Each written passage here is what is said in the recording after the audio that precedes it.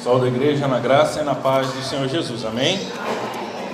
Quero convidar os amados a abrirem comigo suas Bíblias. Gálatas, capítulo 1, do versículo 10 ao versículo 17, amém? Diz assim a palavra de Deus: porventura procuro eu agora o favor dos homens ou o de Deus? Procuro agradar a homens? Se agradasse ainda a homens, não seria servo de Cristo.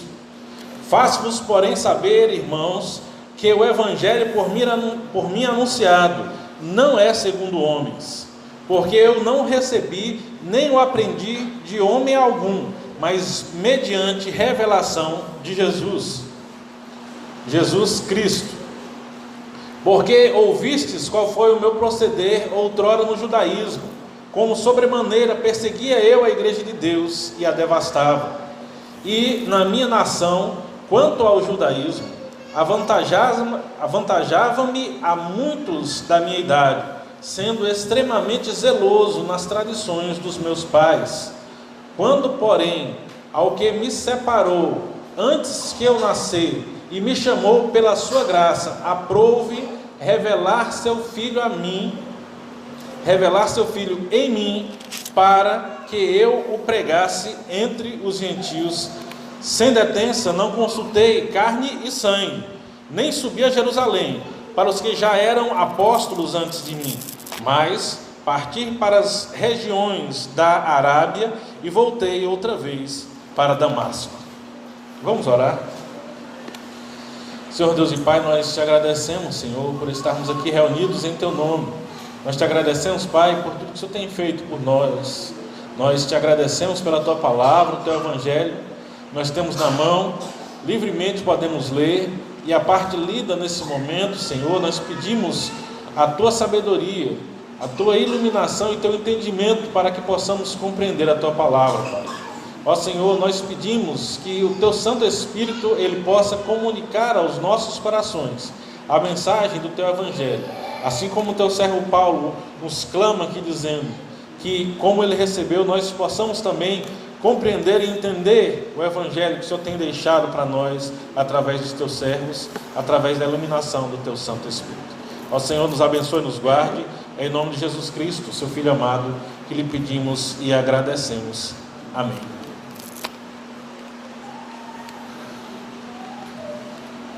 Conforme nós temos meditado no livro de Gálatas, Paulo ele segue conversando com a igreja a respeito do Evangelho de Cristo. E se antes ele falava de uma mudança repentina que acontecia dentro da igreja, e nós meditamos semana passada aí do versículo 6 ao versículo 9, Paulo chama a atenção daqueles irmãos que eles estavam tendo uma diferença. Eles estavam abandonando aquilo que eles tinham aprendido de Paulo e estavam acrescentando outras coisas mais.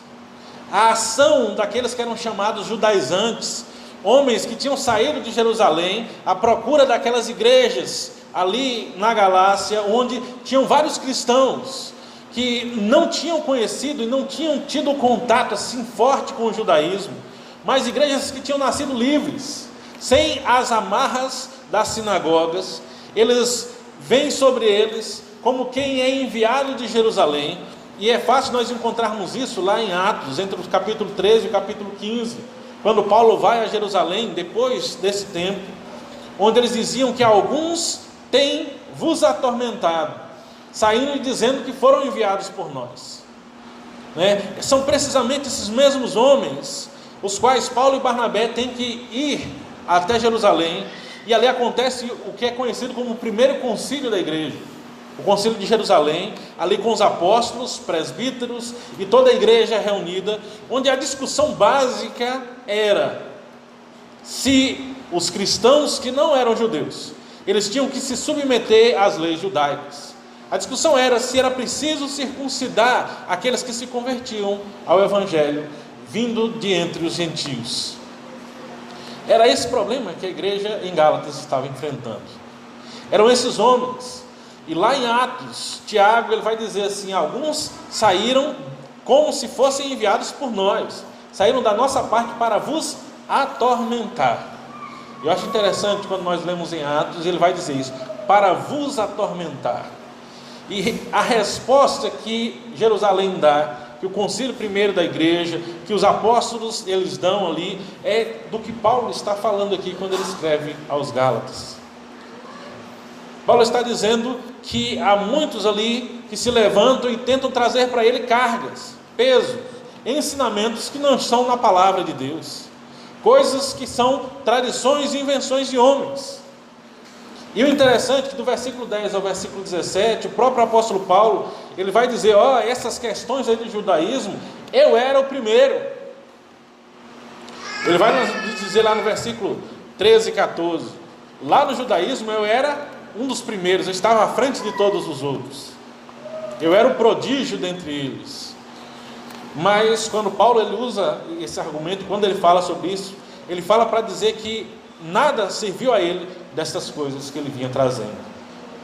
Mas Paulo, quando ele segue, continua falando com aqueles irmãos, ele vem agora pensar e fazer pensar qual é o evangelho que nós acreditamos. Que evangelho é o que você acredita? Nós vivemos nos tempos de pluralidade. São muitas e muitas mudanças, desde que se colocou uma ideia de que não há verdade absoluta, e talvez um dos que melhor escreveram a respeito disso foi Francis Schaeffer, quando ele nos diz que o mundo ele perdeu o norte, ele perdeu o ponto, mas as pessoas elas tentam dizer que tudo é verdade, não há verdade absoluta. O que é verdade para você pode não ser verdade para o outro, mas o interessante é que essas pessoas cercadas de tantas verdades, nenhuma delas é suficiente para manter a sua presença, a sua sanidade, o seu interesse, se for levado até as últimas consequências. Paulo ele chama a atenção daqueles irmãos do Evangelho, que se ele estava falando da veracidade, se ele estava falando da biblicidade, se ele falava do que era pregado, se ele falava sobre maldição, que ele fala ainda até o versículo 9. Agora Paulo ele vai dizer que o Evangelho ele é independente.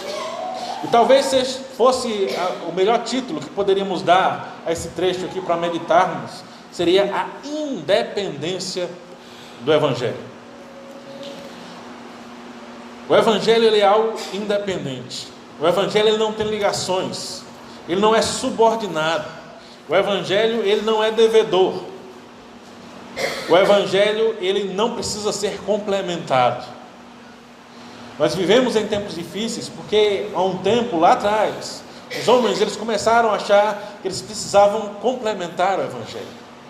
Eles começavam a procurar algo a mais. Eles começavam a tentar, além de explicar, mas definir comportamentos que seriam condizentes com o Evangelho. E Paulo ele vai nos dizer aqui que o Evangelho ele é independente. Porque se o Evangelho ele dependesse de alguma coisa, ele deixava de ser o Evangelho. Se o Evangelho ele dependesse de qualquer explicação, ele deixaria de ser o Evangelho. Nós vivemos um tempo em que as pessoas elas querem entender para crer. Nós vivemos tempos em que as pessoas elas querem tirar toda sombra de dúvida. São momentos em que grupos e mais grupos, eles começam a tentar defender a sua fé diante dos ataques do mundo. Nas universidades, jovens cristãos lutam para manter a sua fé viva, quando ela é atacada por muitos que dizem que aquilo que nós cremos, ele é irracional. E nessa ânsia, muitos grupos se levantam. E talvez nós, até mesmo em pequena escala, chegamos a pensar em determinados momentos que nós precisamos defender o Evangelho. Eu gosto muito de uma frase, às vezes mal entendida, de João Calvino, quando ele diz o seguinte: se o cachorro late quando o seu dono é atacado, eu que tenho entendimento muito mais, eu deveria pelo menos reagir quando o Evangelho é atacado. E aí muitos, para tentar denegrir, eles falam que ele está comparando a igreja a cachorros. O que ele diz é que se um animal, no seu instinto, ele pode defender aquilo que lhe é precioso, muito mais nós sabendo o que é precioso. nós precisamos defender. Mas a defesa que nós precisamos pensar, ela não é você levantar em armas, não é aquela posição de estar contra tudo e todos que muitas vezes nós vemos ser levantadas. Não é o momento em que as pessoas se levantam e brigam, às vezes batem boca ou discutem muitas vezes nas redes sociais, que isso tem sido algo crescente nos meios evangélicos, nas redes sociais, uma ânsia de disputar para ver quem consegue vencer o discurso. E em um certo sentido, as pessoas elas tomam uma posição como se o evangelho ele dependesse da capacidade dela de defendê-lo. Se eu não conseguir defender, o evangelho vai ser perdido. Muitas vezes nós vivemos nesse momento, ou quando nós tentamos pregar o evangelho e achamos que o evangelho ele depende da nossa capacidade de o pregar, para que as pessoas possam crer. Quantas vezes nós não achamos que o entendimento do evangelho ele depende da nossa capacidade de expor a palavra de Deus?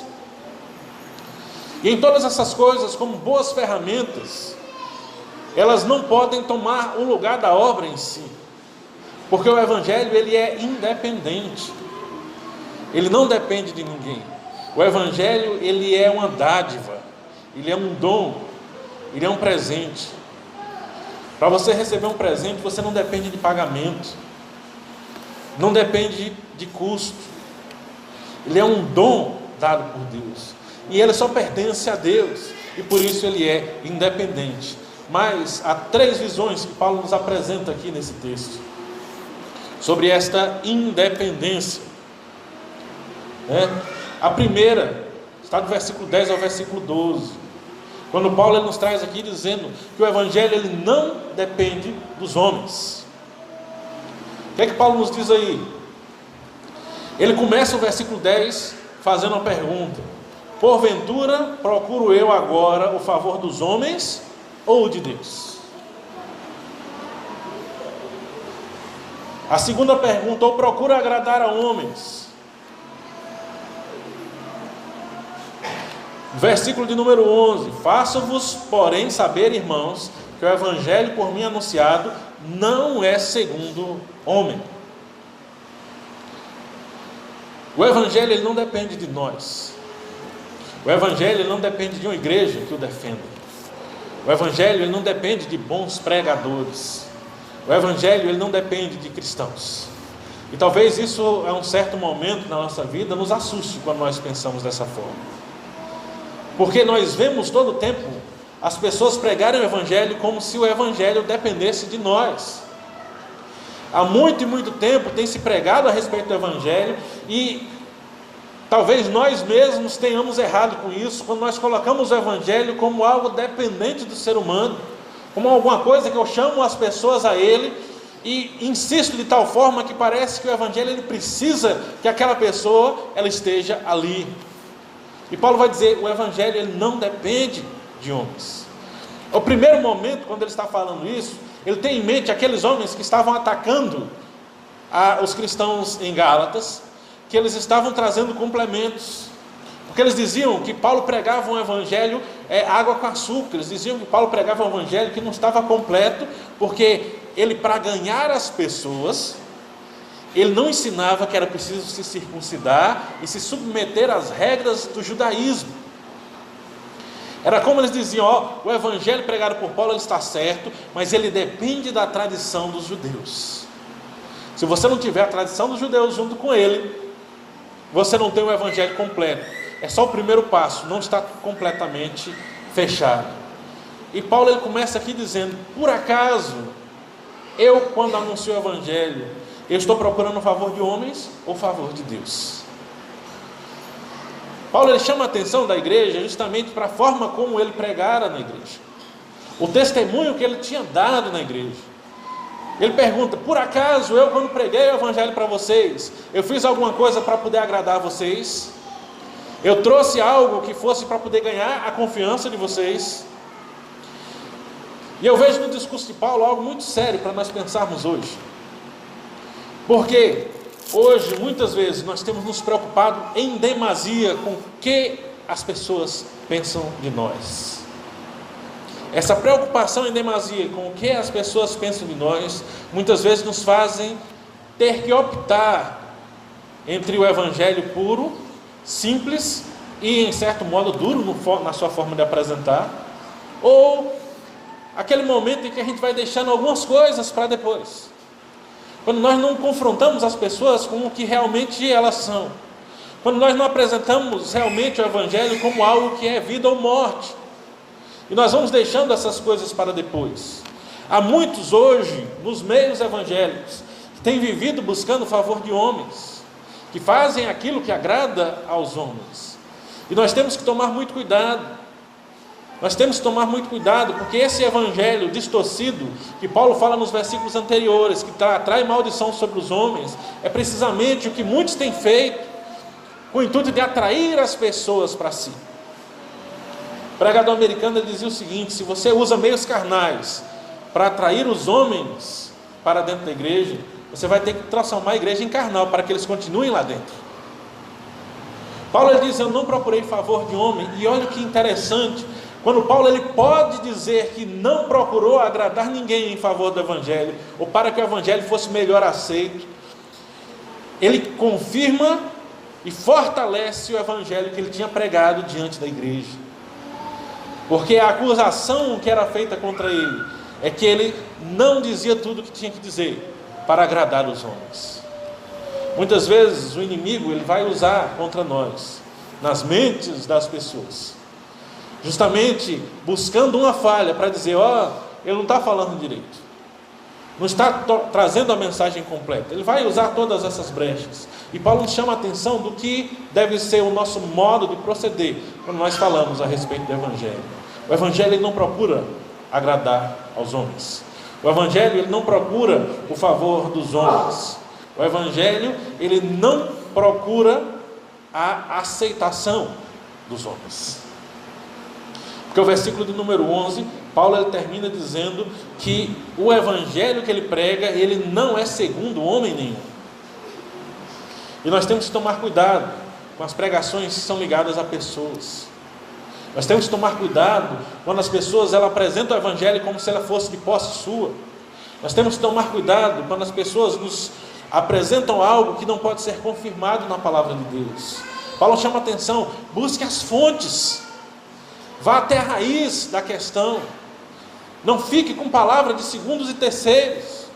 E eu acho interessante nós falarmos hoje, porque Paulo lá ele nem fazia ideia do que nós vemos hoje, quando ano após ano nós vemos anunciados, principalmente nos programas de grande circulação, aparece lá nos jornais de grande circulação, aparece sempre no domingo, lá no Fantástico, no final do domingo, vira e mexe aparece um novo evangelho.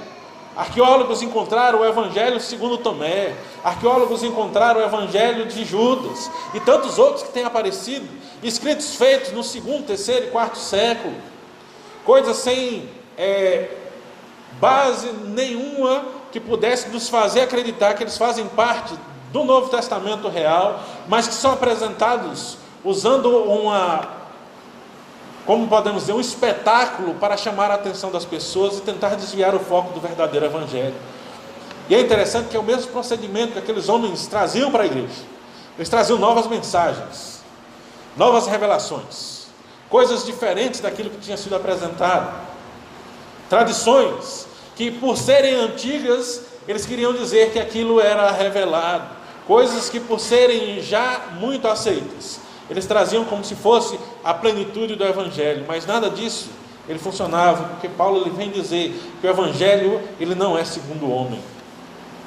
Nós não podemos apresentar o evangelho segundo homem algum. Eu acho até, de certa forma, estranho quando nós, e às vezes alguns pregadores, ele vai escrever o evangelho segundo Mateus. Para mim sempre falta uma palavrinha, né? O evangelho segundo nos escreveu Mateus. Porque é nessa pequena falha que muitas pessoas trazem, diz o evangelho de fulano, o evangelho de cicrano, e aí de repente aparece um novo evangelho, aparece uma nova Bíblia. Nós temos Bíblias para todos os gostos, e é preciso tomar cuidado no tempo de hoje, porque a Bíblia para todo tipo de movimento, isso começou dentro da igreja. Começa a Bíblia do líder, a Bíblia disso, a Bíblia da mulher, e de repente começa a aparecer a Bíblia gay, começa a aparecer a Bíblia underground, começa a aparecer Bíblias de todos os outros tipos, de pessoas que tentam amaciar e modificar o Evangelho segundo o seu próprio entendimento.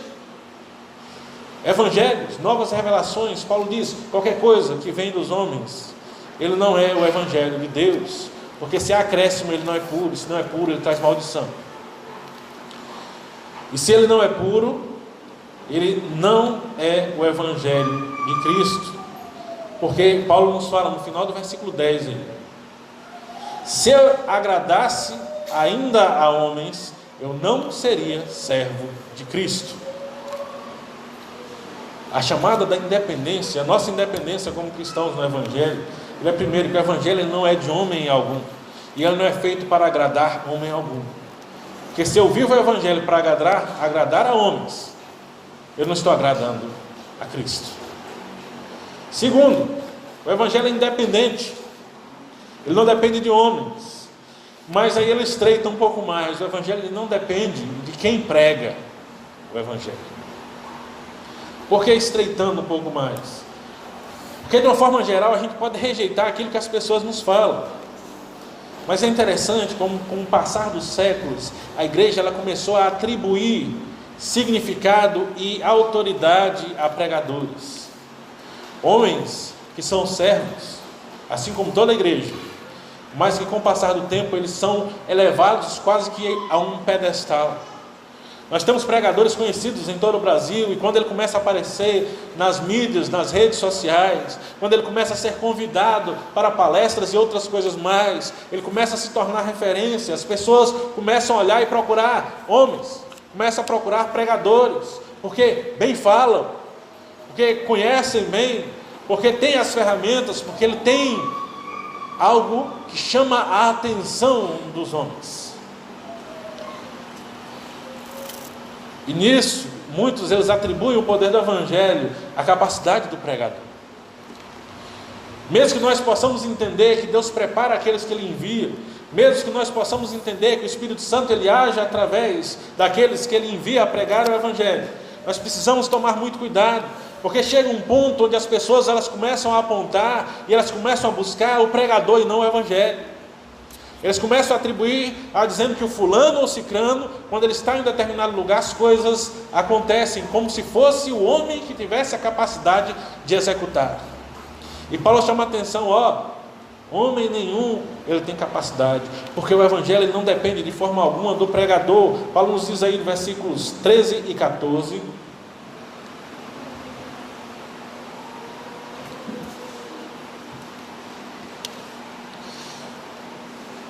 porque ouvistes qual foi o meu proceder outrora no judaísmo, como sobremaneira perseguia eu a igreja de Deus e a devastava. Na minha nação, quanto ao judaísmo, avantajava-me a muitos na minha idade, sendo extremamente zeloso das tradições dos meus pais. Paulo era tipo o garoto prodígio, um sujeito muito jovem. Teve um dos maiores mestres que existiu na sua época, Gamaliel. Ele fala isso no livro de Atos, que ele foi instruído aos pés de Gamaliel. É como um sujeito que estuda na faculdade mais reconhecida de todo o mundo. Ele tem os maiores mestres de todo. Ele tem toda uma base escriturística sobre ele. Ele tem o sangue, ele tem a descendência, ele tem o jeito, ele tem a figura e ele tem o conhecimento. E ele chama a atenção, vocês lembram quem eu era no judaísmo? Porque ainda jovem, eu estava na frente de muitos da minha idade. Eu era extremamente zeloso. Não basta ele dizer que era zeloso, ele diz extremamente zeloso. Ele conhecia e buscava todos os detalhes. Nós conhecemos o zelo de Paulo. Se nós formos para Atos, lá no capítulo 9, quando fala da sua conversão, ele vai nos dizer que Paulo ele arrasava as igrejas, prendendo os cristãos, e os maltratava para que eles negassem a sua fé. E aí de repente ele resolve ir para Damasco, pega com os sacerdotes cartas de autorização para prender quem ele encontrasse pelo caminho. Só que no meio da estrada ele se depara com a luz que era mais brilhosa do que a luz do sol. E ao cair por terra, uma voz fala para ele: E Atos ele vai nos dizer que a voz tinha uns companheiros que eles ouviram alguma coisa, só que eles não entendiam o que a voz dizia. Mas Paulo entendia o que a voz estava dizendo. Que a voz dizia: Saulo, Saulo, por que me persegues? E o que é interessante é que Paulo pergunta: quem és tu? Quem é você? E a voz responde: eu sou Jesus a quem tu persegues. Paulo era perseguidor, extremamente zeloso, conhecedor de tudo que precisava se conhecer na lei judaica, precisamente a mesma lei que aqueles homens estavam trazendo para dentro da igreja, dizendo que era preciso se observar. Mas Paulo diz: se eu fosse depender de alguma coisa dos homens, eu seria o sujeito melhor que existia para poder pregar uma doutrina. Porque dentro do judaísmo eu tinha primazia, eu estava à frente de todos os outros. Eu era zeloso, eu era preparado, eu tinha instrução, eu tinha tudo o que precisava, mas eu procedia de forma errada. Eu andava na direção errada. Eu andava contra Cristo e não ao seu favor. Eu andava para longe de Cristo e tentava arrastar as pessoas para longe de Cristo. É o que Paulo vai nos dizer quando nós lemos lá a história da sua conversão em Atos capítulo 9. O evangelho ele não depende do pregador, porque se o evangelho for depender das nossas próprias aptidões, ele está perdido.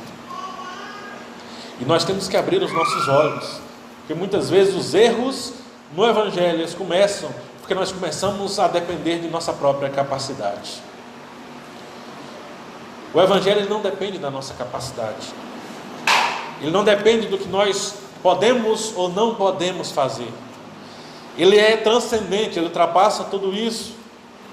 Mas muitas vezes nós acreditamos na nossa caminhada que o evangelho ele depende da nossa capacidade.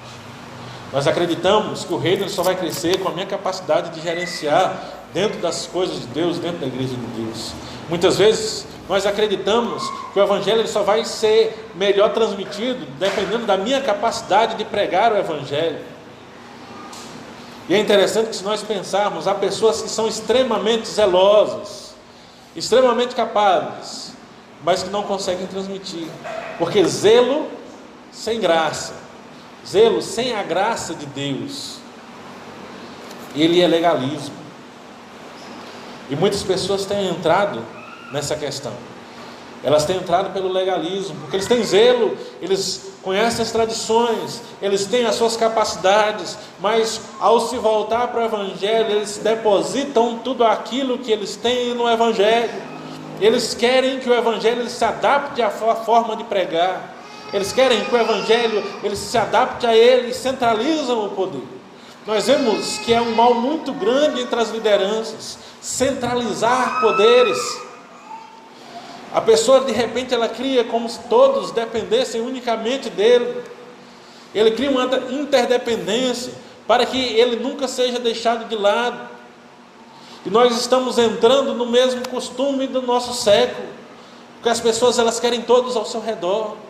Ou quantas vezes, pense aí, e não pense nisso como algo muito distante de você, só quero que você pense, quantas vezes você não já, nas suas redes sociais, colocou alguma coisa lá, e depois meia hora, se ninguém viu, se ninguém curtiu, se ninguém comentou alguma coisa, você começa a ficar pensativo sobre aquilo que você colocou, se realmente ele foi certo ou não foi certo. Nós criamos uma dependência da visão dos outros, e isso tem se refletido dentro do evangelho. Há muitos que querem as visões sobre si, eles querem trazer o evangelho nas suas costas, para que o evangelho seja reconhecido através dele. E isso tem matado o evangelho, isso tem distorcido o evangelho. Paulo vem dizendo aqui: olha qual foi o meu proceder. Quando eu tentei agir por mim mesmo, eu estava destruindo a igreja. E não nos enganemos, Paulo destruía a igreja fielmente, porque ele acreditava plenamente que aquela perseguição que ele fazia contra o cristianismo era uma defesa da lei de Deus, porque faltava a ele a graça, faltava o Espírito Santo, faltava Jesus Cristo no seu coração. Nós temos que tomar muito cuidado com a dependência que nós tentamos criar. O evangelho não depende de nós. Não pense que você é a última barreira de defesa contra todas as coisas. Não entre vamos dizer assim, não entre na neurose que teve Elias ali depois que enfrentou os 400 profetas de Baal.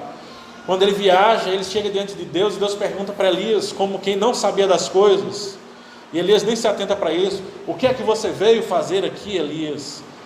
E Elias vira-se para Deus e fala: Senhor, eu fiz tudo pelo Senhor, eu enfrentei os 450 profetas de Baal, e agora querem tirar minha vida. O povo está lá, o povo está adorando a Baal, foi todo mundo para fora e só sobrei eu. Ele está dizendo: eu sou a última defesa do Evangelho, eu sou a última defesa da lei de Deus. E aí Deus se vira para Elias e fala: Elias, eu tenho 7.000 que não dobraram os joelhos e estão escondidos, você não é o último. Assim, quando nós viemos aqui para Gálatas, Paulo vem a advertir isso: nós não somos a última defesa. Nós podemos até agir dessa forma para não tirar, não, vamos dizer assim, não voltar atrás, não temer, mas a gente tem que ter consciência que o Evangelho não está em nós, porque se a gente acha que o Evangelho é somente nosso, a gente vai fazer qualquer coisa por aquele Evangelho, e a gente não tem a noção de que quando eu faço qualquer coisa, eu estou destruindo o Evangelho. Paulo, ele fazia qualquer coisa pela lei de Deus, mas na verdade ele estava agindo contra a lei de Deus. E ele vem nos dizer isso: vocês lembram qual era o meu proceder? E é interessante que Paulo ali diante da igreja, ele esteja falando para a igreja: vocês conhecem a história. Se a gente for voltar lá, ou ler um pouquinho aqui, está bem perto, aqui mais à frente, nesse mesmo capítulo 1, Paulo ele vai dizer, no versículo de número 23, capítulo 1, versículo 23, ele falando da igreja, que a igreja não conhecia ele, e ele dizia: ouviam somente dizer que aquele que antes nos perseguia, agora prega a fé que outrora procurava destruir. Vocês conhecem quem era eu? Ele está dizendo: eu procurava destruir. A igreja, quando ela teve conhecimento, ela nem tinha me visto, mas eles falavam pelos cantos: aquele que vinha destruindo a igreja, agora está pregando a fé que ele tinha tentado destruir. A fama, ela estava se espalhando. Mas diferentemente disso, Paulo, quando pregava o Evangelho naquelas igrejas, ele não trazia aquele peso da lei, ele não trazia aquela intransigência, ele não trazia aquelas exigências todas detalhistas que não levavam a nada, mas Paulo pregava a graça de Jesus Cristo. Ele pregava aquilo que ele nos chama a atenção lá em 1 Coríntios capítulo 1. Ele trazia a simplicidade do Evangelho na mensagem da cruz. Isso não quer dizer que ele não instruía a igreja, ele instruía a igreja. Todas as igrejas que Paulo formou, elas foram prontamente instruídas, mas ele não tentava trazer aqueles velhos costumes, quando eles não tinham sentido nenhum. Por que não fazia sentido trazer a circuncisão de volta para o seio da igreja? Porque os apóstolos eles já sabiam plenamente que a circuncisão havia sido substituída, ela não era mais o rito de entrada no povo de Deus. Agora o batismo ele fazia esse sinal, porque não era preciso mais derramar sangue, porque o sangue de Cristo tinha sido derramado. Eram ritos que tinham sido passados, já não se necessitava mais deles. Todos eles perderam o sentido por causa de Cristo. Então Paulo diz: não fiquem confiando em pregadores, porque esses homens eles estão tentando ganhar vocês só para se engrandecer. O Evangelho não depende de nós, e nós precisamos abrir os nossos olhos para isso, porque muitas vezes nós havemos em posição preguiçosa diante do Evangelho, como se nós pudéssemos dizer: depois nós faremos, depois a gente faz isso, como se fosse só a gente. E quando Paulo ele vem dizer que o Evangelho ele não depende de nós, ele diz: ele não depende de você. Se você se recusar a fazer, outro vai vir e vai fazer no seu lugar. É interessante isso, porque nos dias de hoje o meio corporativo ele já começa a entender essas coisas, porque dentre esses movimentos de incentivo pessoal, que o pessoal chama de coach, já tem alguns que começam a dizer o seguinte: aquilo que você pensa em fazer, não demore muito, porque alguém pode estar pensando na mesma coisa e ele vai lá e lança antes de você. Eu acho interessante que no mundo corporativo, em todas essas questões, as pessoas elas já estão começando a entender que o mundo ele gira de uma forma independente, mas ainda há muitos crentes que eles acham que o evangelho ele gira em torno de si mesmo. E Paulo está dizendo, não precisa.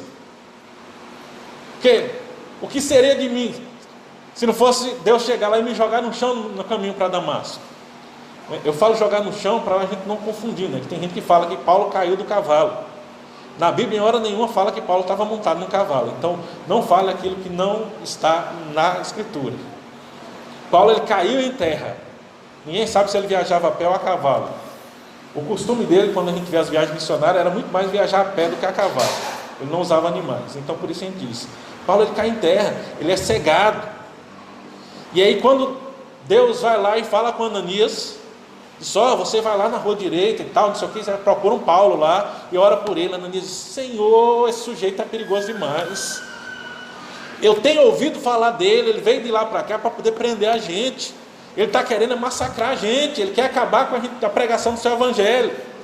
E Deus fala, não, para mim, ele é um instrumento escolhido, porque eu vou ensinar para ele o que é que importa sofrer pelo evangelho. Então você olha a vida de Paulo e vê a ruptura de só, o evangelho não depende. Já imaginou se os apóstolos ficassem pensando que o evangelho dependia somente deles? Aí vai Deus e chama Paulo. E aí Paulo começa a pregar para os gentios. Se a gente não se levantar, outros se levantarão no lugar. O evangelho não depende de nós. E ele não é baseado em nós. Ele é independente. Ele gira fora de tudo isso. Porque a única ligação que o evangelho faz de forma plena é com o próprio Deus. Que é a última coisa que Paulo nos fala no texto aqui. Versículos 15, 16 e 17. Quando porém, ao que me separou antes de eu nascer e me chamou pela graça, aprove revelar o seu Filho em mim, para que eu o pregasse entre os gentios. Paulo ele fala, Deus lá na sua graça, na sua eternidade, Ele quis, Ele desejou, era da vontade dele. Ele disse, aprove a Deus revelar o seu Filho em mim. Não foi Paulo que estava buscando a Cristo. E vamos pensar bem, se a gente for olhar para o Novo Testamento, geralmente as pessoas elas não estavam buscando o evangelho. Elas sempre eram confrontadas. Vinha uma pregação e dava pancada. Quando a pessoa caía no chão, perdia todos os seus referenciais, quando ele perdia todo o seu chão, todo o seu piso, e ele se olhava desesperado. Francis Schaeffer vai falar, ele tirava o teto e a proteção. Quando a pessoa olhava e via que seu mundo era pequeno demais, aí ele fazia a pergunta célere que sempre aparece: o que é que nós precisamos fazer? Foi a pergunta feita a Pedro em Atos 2. Foi a pergunta que o carcereiro fez a Paulo e Silas quando eles estavam na prisão. É a pergunta que a gente vê se repetir em todo momento. Porque Cornélio, quando manda chamar Pedro, ele já sabe que ia pregar, e quando Pedro chega, ele diz: o que é que a gente precisa fazer? Você veio aqui para nos dizer o que é que nós precisamos fazer. Quando as pessoas diziam o que é que nós precisamos fazer, aí o evangelho era entregue e as pessoas aceitavam. Não era alguém que buscava, era alguém que era derrubado pelo evangelho, assim como Paulo foi derrubado pelo evangelho. Mas ele diz: Deus quis revelar o seu Filho em mim. Quem é que tem o comando de toda coisa? É Deus. O evangelho, ele é a mensagem de Deus, feita por Ele e para a glória dEle. O evangelho ele entregue segundo a vontade de Deus. E Deus, Ele prepara aqueles a quem Ele envia.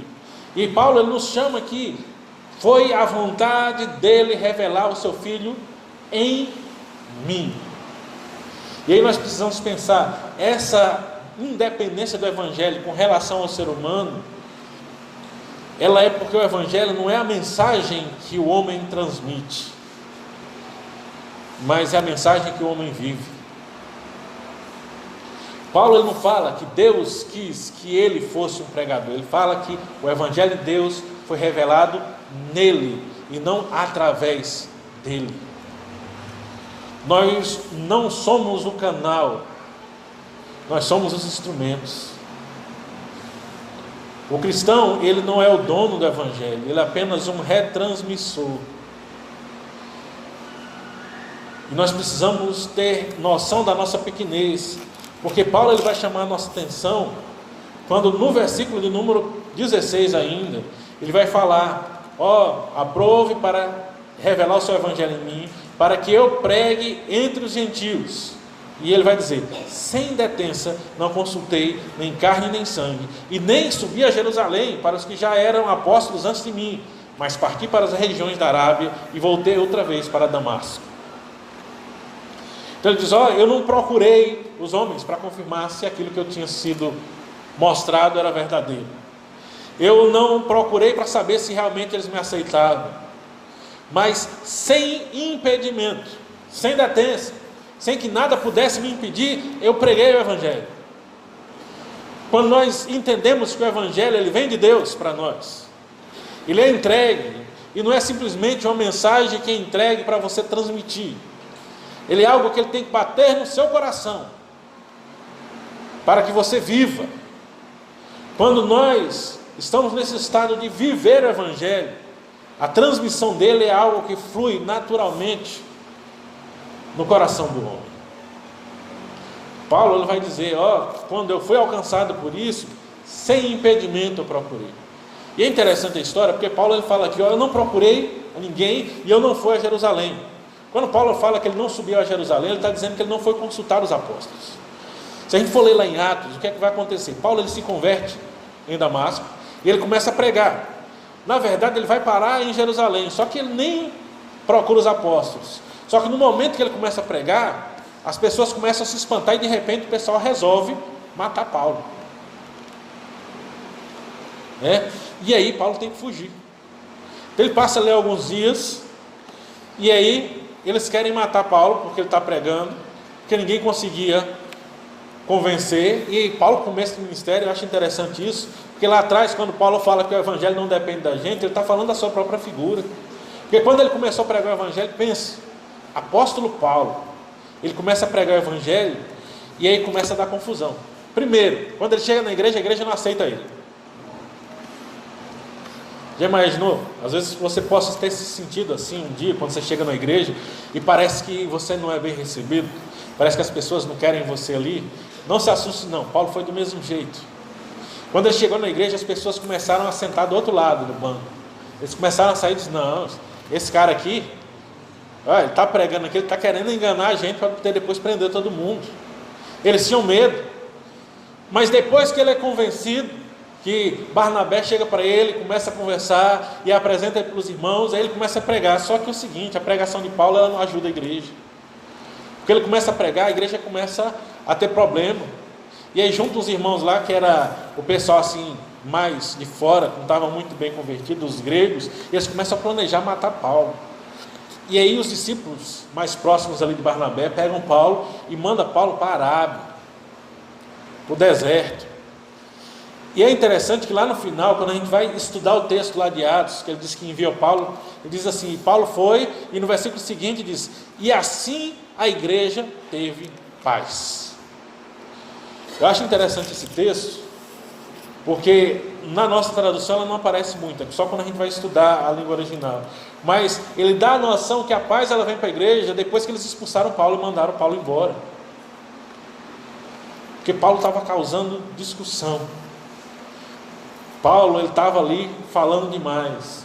E esse Paulo está dizendo: o evangelho não depende de homem. Eu tinha todas as qualificações, mas no começo eu não consegui pregar o evangelho.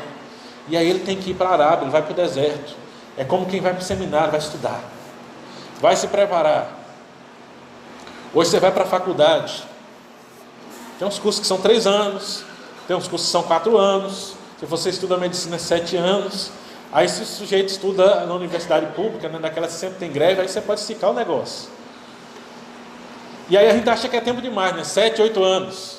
Você imagina quantos anos Paulo passou no deserto, até ele voltar e começar a pregar de verdade o evangelho, e ser o Paulo que a gente conhece. Os estudiosos dizem que, na menor das hipóteses, ele não passou menos do que 14 anos no deserto. E só depois de 14 anos é que ele voltou pregando o evangelho. Paulo ele retrata na vida dele aquilo que ele está dizendo aqui à igreja em Gálatas. Quando ele diz: Deus quis que eu pregasse, mas não depende de mim, porque foi preciso Paulo aprender a graça. Ele sabia a lei, mas ele precisava da graça. Ele conhecia os Escritos, mas ele precisava do Espírito Santo no seu coração. Ele precisava transmitir uma mensagem que ele precisava viver primeiro. Faltava paz no coração de Paulo.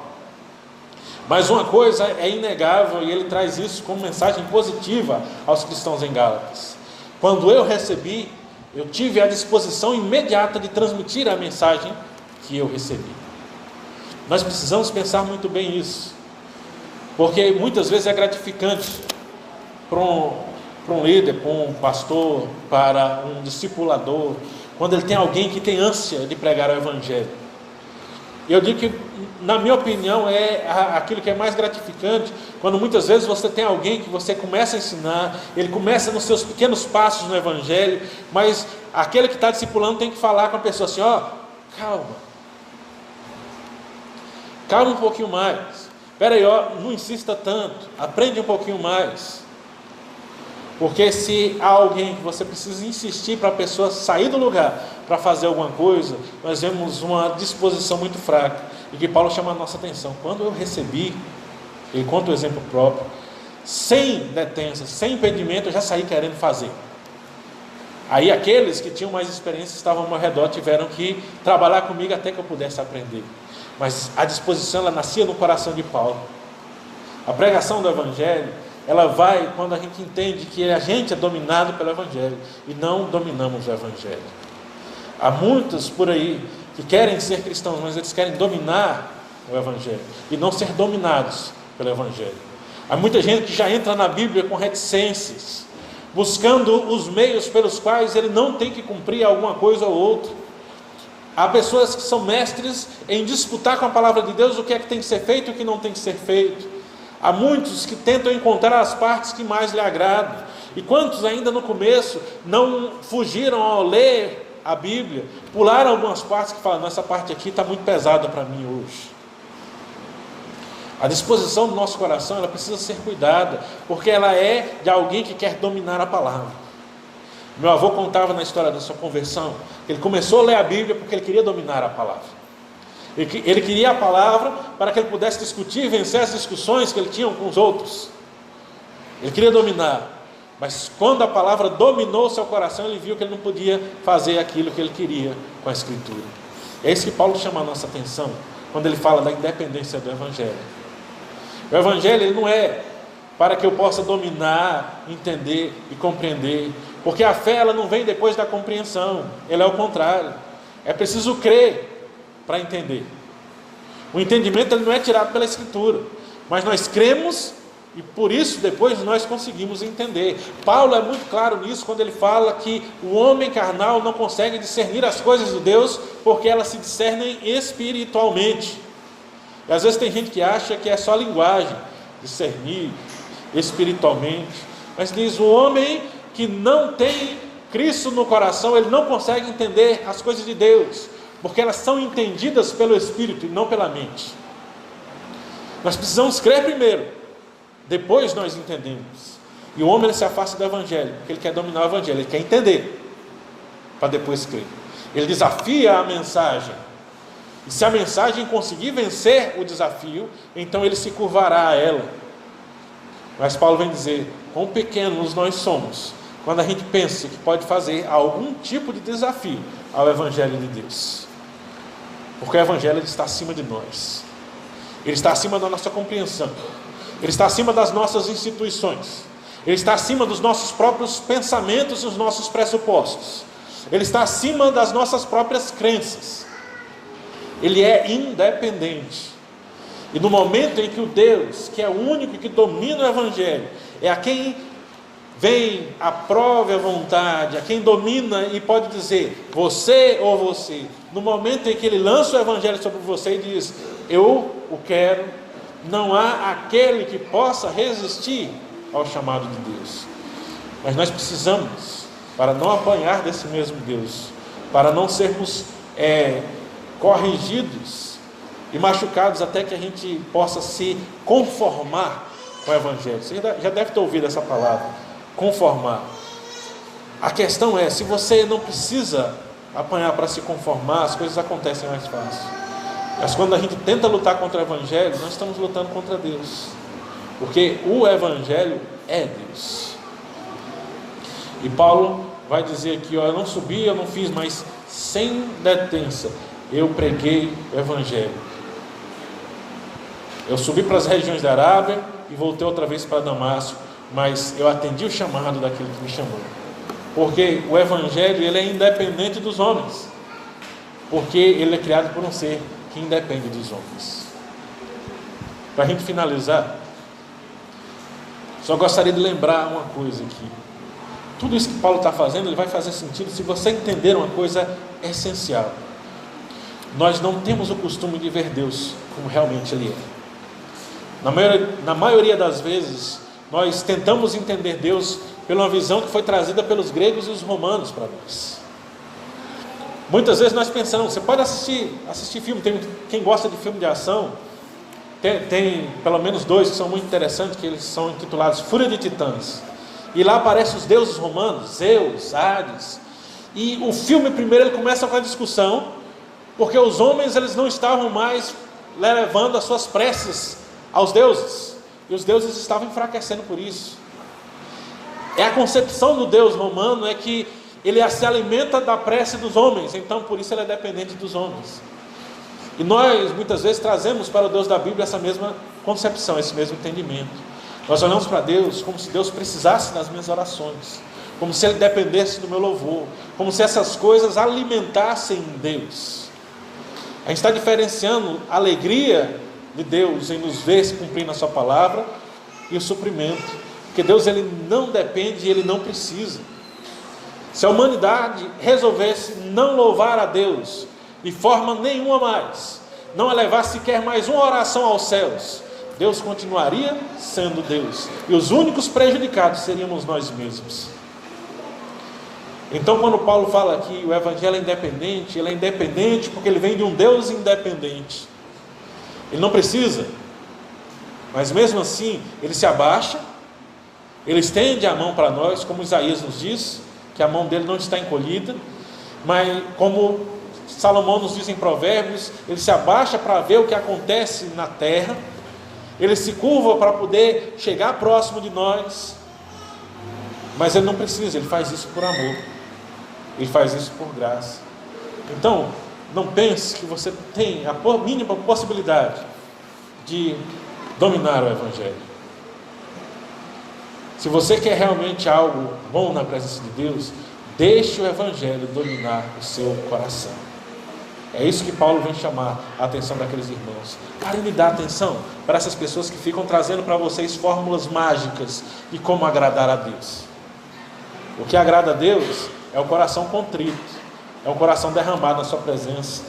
O que agrada a Deus é o homem que reconhece que não é nada, mas Deus é tudo. O que agrada a Deus é aquele que olha para o Evangelho não como alguém que pode tentar ou questionar algo que está escrito nele, mas como alguém que prontamente se submete à sua vontade. Porque quando nós nos submetemos à vontade de Deus, e o Evangelho toma conta de nós, aí nós somos feitos pregadores desse mesmo Evangelho, não pelas palavras da minha boca, mas pela forma como eu vivo na presença de Deus. Vamos orar? Senhor Deus e Pai, nós te agradecemos, Senhor, pela Tua palavra, quando ela nos chama a atenção, Senhor, do Teu Evangelho, da grandiosidade que é a Tua mensagem, Pai. Ó Senhor, esteja sobre nós, Senhor, para que a gente não se esqueça nunca de quão grande o Senhor é, de quanto nós somos devedores, Pai, de toda a sabedoria que está contida na Tua palavra, e que não há nada que possa superá-la ou suplantá-la, Senhor. Que nós não entremos no erro, mas possamos aprender com aquilo que nós lemos na palavra, a exemplo do que está registrado ao Teu servo Jó, quando fala que quem somos nós para poder tentar discutir alguma coisa com Deus. Ó Senhor, venha aos nossos corações, para que a gente possa entender que o Evangelho ele não pode ser adaptado às vontades dos homens, dos governos, das instituições ou de qualquer outra representação a mais. Ó Senhor, venha sobre nós, para que nos nossos corações a gente não de forma alguma possa voltar atrás ou abrir mão e pensar que o Evangelho ele pode ser adaptado por aqueles que o pregam e o colocam de acordo com a sua própria retórica ou de acordo com seus próprios pensamentos, anunciando o que lhe é mais agradável e deixando aquilo que ao seu ver e ao seu coração não é tão agradável assim. Ó Senhor, venha sobre nós, para que nós possamos entender que o Evangelho está ligado a Ti, Pai. Portanto, só o Senhor é dono da palavra, da mensagem, do sacrifício e da graça, Pai. E por isso nós somos não merecedores, mas pobres, miseráveis, cegos e nus, que têm recebido um grande dom vindo do céu, Pai. Ó Senhor, esteja sobre nós, para que essa verdade ela possa ser gritante dia a dia no nosso coração. Ó Senhor, abençoe a Tua igreja, Senhor, para que esse entendimento ele possa tomar conta das nossas mentes e das nossas vidas, e que possamos ser transformados dia a dia pela Tua mensagem e pelo Teu Evangelho, para que assim como Paulo diz, nós possamos dizer que aprove ao Senhor revelar o Seu Filho nas nossas vidas. Em nome de Jesus Cristo, Seu Filho amado, lhe pedimos e agradecemos. Amém.